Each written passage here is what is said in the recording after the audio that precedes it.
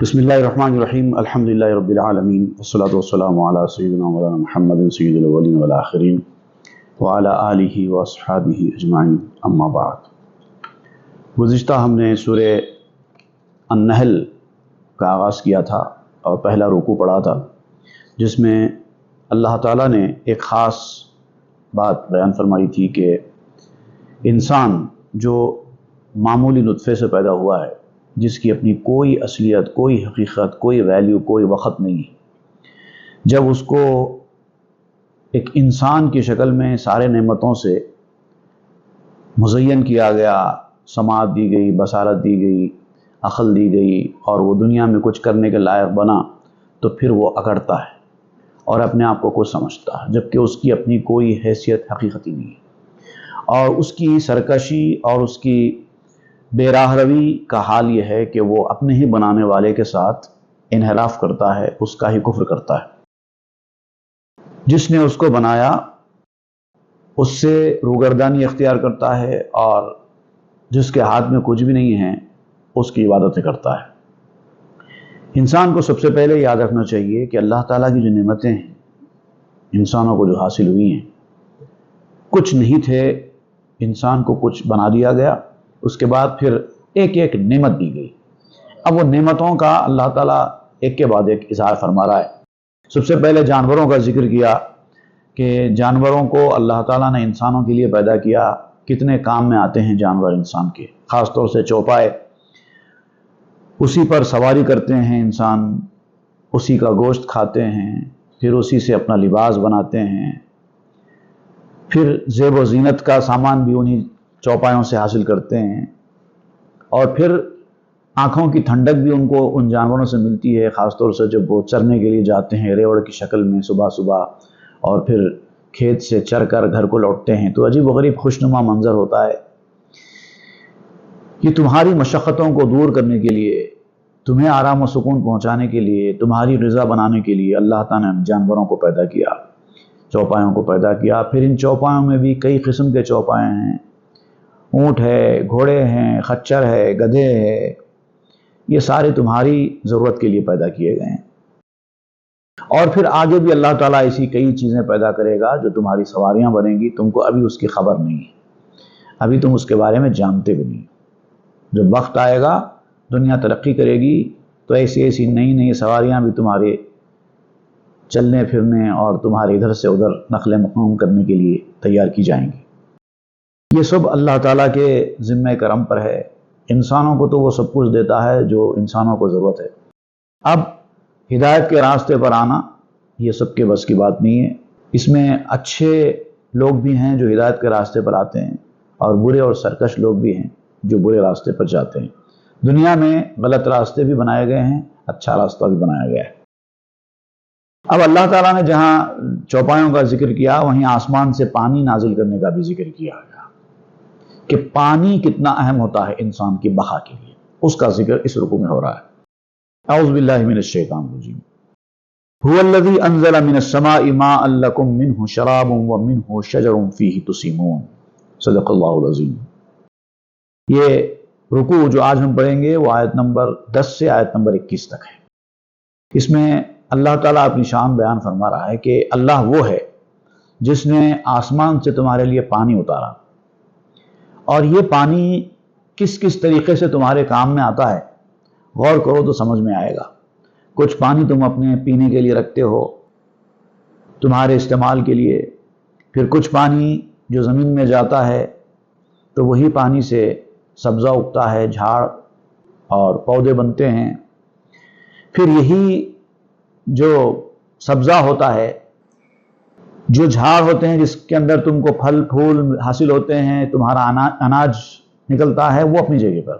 کچھ ایسے جنگلی جھاڑ بھی ہوتے ہیں، بظاہر تم کو ایسا لگتا ہے کہ یہ کسی کام کے نہیں ہیں، لیکن یہی وہ جھاڑ ہوتے ہیں جو تمہارے جانوروں کے چرنے کے کام میں آتے ہیں، اسی سے ان کا پیٹ بھرتا ہے۔ اور یہ سب کچھ پانی کی وجہ سے ہے۔ اگر اللہ تعالیٰ آسمان سے پانی برسانا ہی چھوڑ دے تو تمہاری دنیا درہم برہم ہو جائے گی۔ يَنبِتُ لَكُمْ بِهِ الزَّرْعَ وَالزَّيْتُونَ وَالنَّخِيلَ وَالْأَعْنَابَ وَمِن كُلِّ الثَّمَرَاتِ۔ اب یہ جو جھاڑ اگائے گئے، یہ جو پودے زمین سے نکلے، اس کے اندر تمہارے لیے کیا کیا نہیں ہے، کھیتیں بن رہی ہیں، پھول لگ رہے ہیں، پھل لگ رہے ہیں، پھر اس کے اندر بھی ایسے ایسے شاندار پھل اور پھول ہیں جیسے کہ زیتون ہے۔ زیتون کے فائدوں کا اندازہ تم کو نہیں ہے، جب تم کو اس کا اندازہ ہوگا، جب تم تحقیق کریں گے تو پتہ چلے گا زیتون کیا چیز ہے۔ زیتون ہے، کھجور ہے، انگور ہے، یہ بڑے کام کے پھل ہوتے ہیں، اور اس قسم کے اور بھی بے شمار پھل ہیں۔ اب یہاں اللہ تعالیٰ آپ کے عقل کو، آپ کی سوچ کو جھجوڑا ہے، اسی لیے وہ چند نعمتوں کا ذکر کرتا ہے، چند پھلوں کا، چند جھاڑوں کا ہی ذکر کرتا ہے۔ اب سب تو بیان نہیں کیا جا سکتا، عقل مند کو اشارہ کافی ہے، چند باتیں بیان کرتے ہوئے آپ کی عقل کو دعوت دی جا رہی ہے کہ سوچو اور کرو، بس اور کیا ہے۔ اِنَّ فِي ذَلِكَ لَآیَةً لِقَوْمٍ يَتَفَکَّرُونَ۔ اب یہ رکوع میں دیکھیے آپ، یہ جو آیت ہے مختلف طریقوں سے بار بار دہرائی گئی ہے۔ اس میں کہا گیا یقیناً ان تمام چیزوں میں اللہ کی قدرت کی نشانیاں ہیں، لیکن اس قوم کے لیے ہی جو غور و فکر کرنے والی، سوچنے والی ہے، جو اپنی عقل کا استعمال کرنے والی نہیں ہے، اس کے لیے کچھ بھی نشانی نہیں۔ چند باتیں بیان کر دی گئیں، اس کے بعد کہا گیا کہ تم اپنی عقل کا استعمال کرو۔ ہم نے 2-3 چیزیں بیان کر دی ہیں، اس خطوط پر تم جاؤ اور دیکھتے جاؤ کیا کیا ہے۔ عقل ہے نا، تو اپنی عقل کا استعمال کرو۔ اِنَّ فِي ذَلِكَ لَآیَةً لِقَوْمٍ يَتَفَکَّرُونَ۔ اب یہی انداز کی آیت آپ کو ہر تھوڑی دیر کے بعد ملے گی۔ وَسَخَّرَ لَكُمُ اللَّيْلَ وَالنَّهَارَ، اور اللہ تعالیٰ نے تمہارے کنٹرول میں کر دیا رات کو اور دن کو۔ کنٹرول میں کر دیا کہ مراد یہاں پر یہ ہے کہ تمہارے کام کے لیے بنایا گیا۔ رات میں کیا کرنا ہے، دن میں کیا کرنا ہے، تم یہ پلاننگ کرتے ہو تمہارے لیے۔ رات دن سب تمہارے لیے بنائے گئے۔ اللہ تعالیٰ کو رات دن سے کوئی واسطہ ہی نہیں۔ وَالشَّمْسَ وَالْقَمَرَ، سورج کو بھی اور چاند کو بھی سب تمہارے لیے بنایا گیا ہے۔ وَالنُّجُومُ مُسَخَّرَاتٌ بِأَمْرِهِ، اور تمام تارے بھی، مگر یاد رکھو بنائے گئے ہیں تمہارے لیے، لیکن حکم کے تابع ہیں اللہ کے۔ سب سورج، چاند، ستارے جتنے بھی ہیں سب اللہ کے حکم کے پابند ہیں۔ اللہ تعالیٰ نے جس طرح سے ان کو ہدایت دے رکھی ہے وہ اسی طریقے سے کام کرتے ہیں۔ اِنَّ فِي ذَلِكَ لَآیَاتٍ لِقَوْمٍ یَعْقِلُونَ۔ اب یہاں پر وہی بات الگ انداز سے بتائی جا رہی ہے۔ یہ تمام چیزوں میں اللہ کی قدرت کی نشانیاں ہیں، مگر اس قوم کے لیے جو عقل مند ہے، جو عقل کا استعمال کرتی ہے۔ عقل استعمال کرو گے تو سمجھ میں آئے۔ وَمَا ذَرَأَ لَكُمْ فِي الْأَرْضِ مُخْتَلِفًا أَلْوَانُهُ، اس کے علاوہ اللہ تعالیٰ نے زمین میں تمہارے لیے ایسی ایسی چیزیں پیدا کی ہیں جس کے مختلف رنگ ہیں، رنگوں کی چیزیں پیدا کی، زمین سے نکل رہی ہے۔ ایک چیز ہری ہے، ایک چیز پیلی ہے، ایک چیز سفید ہے، ایک چیز یہ رنگ کی ہے، ایک چیز وہ رنگ کی ہے۔ مختلف پھل ہیں، مختلف پھول ہیں، مختلف رنگ ہے، مختلف ڈیزائن ہے۔ غور کرو، باغوں میں نکل جاؤ، جنگلوں میں نکل جاؤ، ایک ایک پتے پر، ایک ایک ڈالی پر غور کرو، سمجھ میں آئے گا سب کے سب زمین کے اندر سے نکلے ہیں۔ پھولوں کے کتنے کلرز ہیں، کتنے شیپس ہیں، پتے کس کس طرح کے ہیں، ڈالیاں کس کس طرح کی ہیں، ان تمام چیزوں پہ غور کرو۔ اِنَّ فِي ذَلِكَ لَآیَةً لِقَوْمٍ یَذَّکَّرُونَ، یہ یقیناً اللہ کی قدرت کی نشانی ہے، لیکن ان لوگوں کے لیے جو نصیحت قبول کرتے ہیں، مانتے ہیں، سمجھتے ہیں۔ جب ان سے کہا جاتا ہے کہ ایسا ہے تو وہ سمجھتے ہیں۔ جو لوگ نصیحت قبول ہی نہیں کرتے، ان کے اوپر کوئی فرق ہی نہیں پڑتا باتوں کا، ان کے لیے نشانیاں بھی نہیں ہیں۔ نشانی ہے نا، تو نشانی تو اسی صورت میں آپ کو حقیقت کا پتہ دلائے گی جب آپ دیکھیں گے، سنیں گے، عقل کا استعمال کریں گے تو۔ لیکن آپ اپنی آنکھوں پر پردہ ڈال کے رکھ چکے ہیں، آپ اپنے دماغ پر پردہ ڈال چکے ہیں، آپ اپنے کانوں پر پردہ ڈال چکے ہیں، تو کوئی نشانی نہ دکھائی دے گی نہ سنائی دے گی۔ وَهُوَ الَّذِي سَخَّرَ الْبَحْرَ لِتَأْكُلُوا مِنْهُ لَحْمًا طَرِيًّا وَتَسْتَخْرِجُوا مِنْهُ حِلْيَةً تَلْبَسُونَهَا۔ اب یہ ذکر کرتے ہوئے یہاں پر یہ بیان کیا جا رہا ہے کہ اللہ وہی ہے جس نے سمندر کو پابند حکم کر کے رکھا ہے۔ سمندر بھی اللہ کے حکم کا پابند ہے، اور یہ جو سمندر کو مسخر کر دیا گیا، مکمل کنٹرول میں کر دیا گیا، اس کے پیچھے بھی جو راز ہے وہ تم ہی ہو۔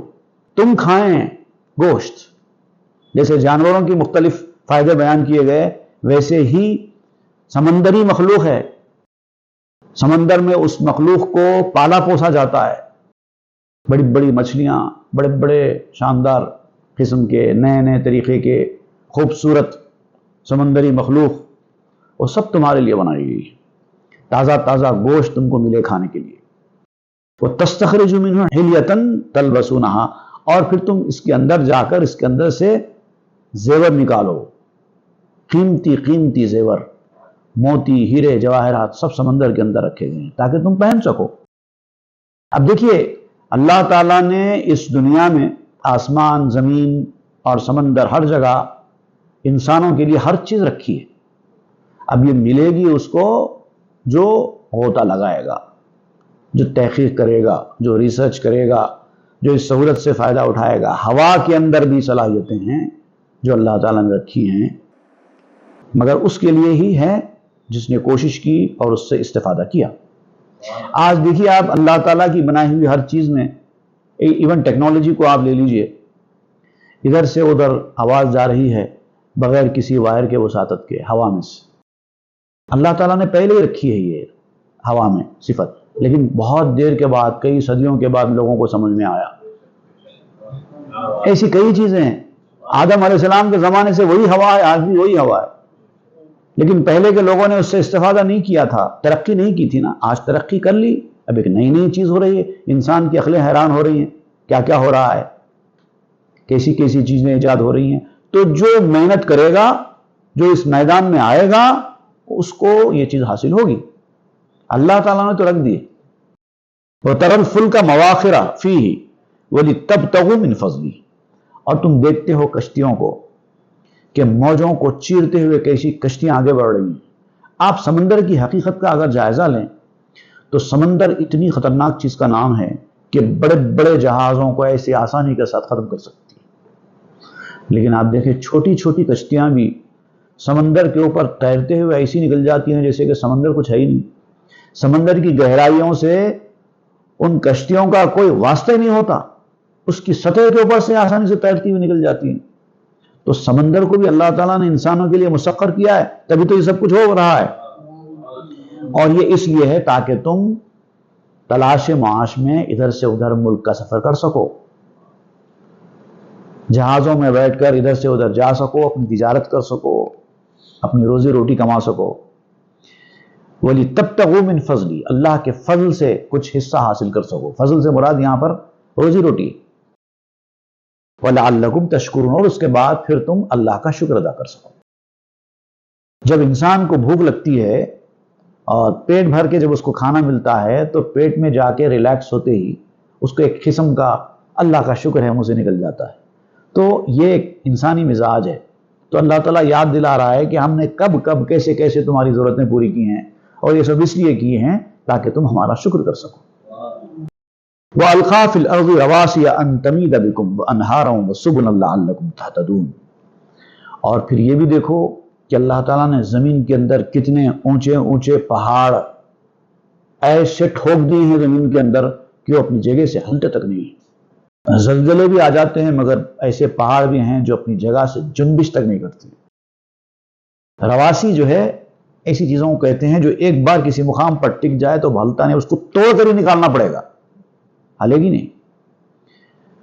اور یہ سب اس لیے رکھا گیا ہے تاکہ جو زمین کی گردش کے دوران یہ پہاڑ کا وزن زمین کو سنبھال کر رکھے۔ زمین جیسے تم لرز جاتے ہو بعض چیزوں سے، ویسے زمین نہ لرزے، اس لیے وہاں پر پہاڑ کیلوں کی شکل میں ٹھوک دیے گئے زمین کے اندر۔ وہ انہارا، اور پھر ان پہاڑوں کے بیچوں سے، زمین کے بیچ میں سے راستے بناتے ہوئے نہریں جاری کر دی گئی۔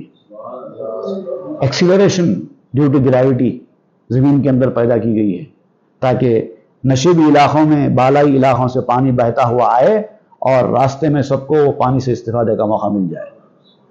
اگر پانی ایک ہی مقام پر ہوتا تو لوگوں کو پانی کے پاس جانا پڑتا تھا، تو زمین کے مختلف علاقوں سے نہروں کو بہایا گیا ہے تاکہ لوگوں کے قریب تک وہ پانی پہنچ جائے۔ وہ سبولا، اور راستے بنائے گئے ہیں پانی کے، پانی کدھر سے جائے، کیسا جائے۔ لعلکم تہتدون، تاکہ تم اپنی منزل کو پہنچ سکو اور اللہ تک راستہ پا سکو۔ قدرت کی نشانیوں کو دیکھو اور اللہ تک پہنچو۔ وہ علامات، اور علامتیں بھی بنائی گئی ہیں زمین کے اوپر۔ جب تم چلتے ہو ایک مقام سے دوسرے مقام پر تو یہ علامتوں کو دیکھ کر ہی اپنے راستے طے کرتے ہو نا۔ ادھر سے لیفٹ کو جانا ہے، ادھر سے رائٹ کو جانا ہے، کچھ نہ کچھ علامتیں ملتی ہیں راستے میں، ان علامتوں کو دیکھ کر ہی آگے بڑھتے ہو۔ اچھا، پھر یہ علامتیں صرف زمینی راستے سے نہیں ہیں، سمندری راستے سے بھی آپ جب جاتے ہیں تو وہاں پر بھی کچھ علامتیں ہیں۔ جنہوں نے سمندری راستے طے کیے ہیں وہی لوگ یہ بات سمجھ سکتے ہیں۔ سمندر کے سفر میں بھی علامتیں بنائی گئی، سمندر کے سفر میں بھی علامتیں بنائی گئی، وہ علامتوں کو دیکھ کر انسان راستہ طے کرتا ہے۔ اچھا، پھر یہ دن میں رات میں اگر سفر کرے تو وہ بھی نجمہم یہتدون، ستاروں کو ایسے آسمان کے اوپر جمایا گیا ہے کہ جو لوگ ستاروں کا علم رکھتے ہیں وہ ستاروں کو دیکھ کر اپنا راستہ معلوم کر لیتے ہیں، کون سے ستارے کہاں پر کتنے ہوتے ہیں، کہاں سے کدھر ہم کو مڑنا ہوتا ہے۔ یہ آج کل تو لوگ ایسا علم حاصل نہیں کر رہے ہیں، کسی زمانے میں ہر کوئی جو خاص راتوں میں سیر و سیاحت کیا کرتا تھا وہ ستاروں کا علم حاصل کرتا تھا، سمندری راستے سے بھی اور زمینی راستے سے بھی، کیونکہ راستوں میں اندھیرا ہوا کرتا تھا تو لوگ ستاروں کو دیکھ کر ہی اپنا راستہ طے کرتے تھے۔ افمن یخلق کمن لا یخلق، اب یہ ساری باتیں بیان کرنے کے بعد اللہ تعالیٰ پوچھ رہا ہے، اے بندو یہ بتاؤ، جس ذات نے یہ سب کچھ پیدا کیا وہ اور جس نے کچھ بھی پیدا نہیں کیا اور کچھ پیدا کر بھی نہیں سکتا، وہ دونوں برابر ہو سکتے ہیں؟ تم کس کی عبادت کر رہے ہو؟ کیا یہ بت جس کو تم نے بنائے ہیں کوئی ایک مکھی اور مچھر بھی پیدا کر سکتے ہیں؟ نہیں کر سکتے، تو اس کو برابر کرتے ہو؟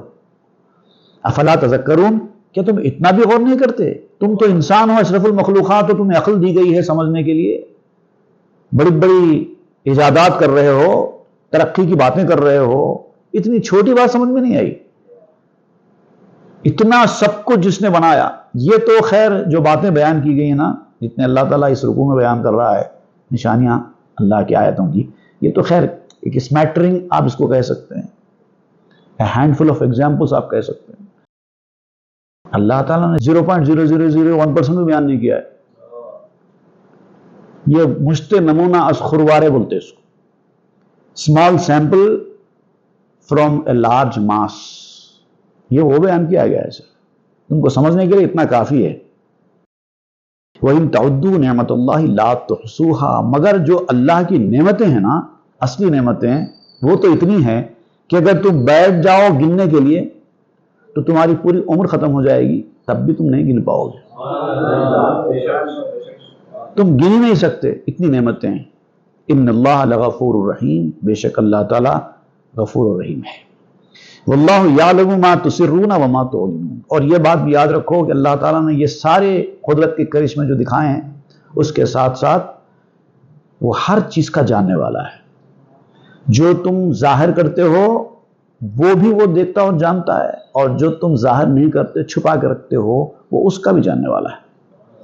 والذین یدعون من دون اللہ لا یخلقون شیئا وهم یخلقون، لیکن جو لوگ ایسے خدا کو چھوڑ کر خدا کے سوا کسی دوسروں کی عبادت کرتے ہیں، ان کو پوچھتے ہیں، وہ کیا ہیں؟ وہ کسی کو کچھ پیدا نہیں کر سکتے۔ لا یخلقون شیئا، وہ کوئی چیز پیدا ہی نہیں کر سکتے۔ وہم یخلقون، حقیقت بات تو یہ ہے کہ ان کو پیدا کیا گیا ہے، وہ کیا پیدا کریں گے؟ ان کو خود پیدا کیا گیا ہے۔ اموات غیر احیاء، ان کے اندر کوئی زندگی نہیں ہے، مرے ہوئے، جان ہی نہیں ہے، اور جس کے اندر سرے سے کوئی جان ہی نہیں ہے ان کی عبادت، ان کی پوجا کرتے ہو۔ وما یشعرون ایان یبعثون، اور ان کی حالت تو یہ ہے کہ کل قیامت کے دن جب سب کو اٹھایا جائے گا تو ان کا کیا ہوگا ان کو خود خبر نہیں ہے۔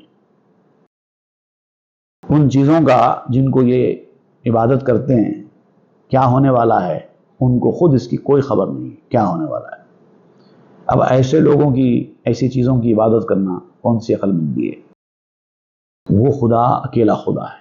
اب یہ جو توحید کا دوسرا پہلو ہے وہ انشاءاللہ آئندہ کے رکوع میں بیان ہوگا۔ صدق اللہ العظیم وصدق رسول النبی الامین الکریم ونحن علی ذلک من الشاہدین والشاکرین، آمین والحمد للہ رب العالمین۔